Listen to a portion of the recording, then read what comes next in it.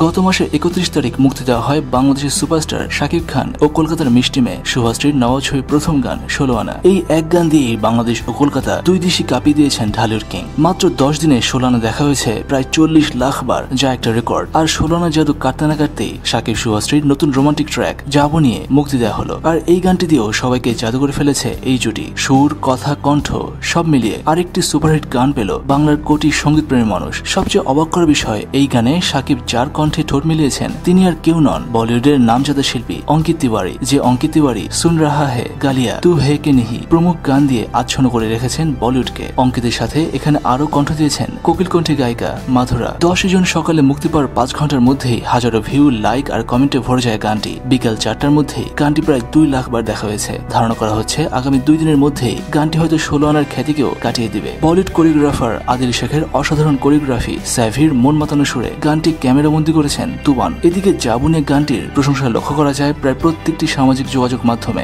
একজন বলেছেন সবার সেরা শাকিব খান, নাম্বার 1 শাকিব খান, গান নাম্বার 1, নবাব নাম্বার 1। আবার আরেকজন বলেছেন শাকিবকে কিছুদিন পর বলিউড দেখা যাবে, সেই দিন আর বেশি দূরে নয়। এতদিন আমাদের আবুল পরিচালকরা তার 12টা বাজিয়ে দিয়েছিল। ধন্যবাদ কলকাতা প্রযোজক পরিচালকদের আমাদের শাকিবের 100% বের করে আনতে পারার জন্য। দর্শক, আপনাদের নবাবের কোন গানটি বেশি ভালো লেগেছে, ১৬ আনা নাকি যাবো নিয়ে, জানান নিজের কমেন্ট সেকশনে। আর শাকিব শুভাশ্রীর নওয়া ছবির প্রতিটি খবর কভার করছে খবর টিভি, তাই সাবস্ক্রাইব করে আমাদের সাথেই থাকুন।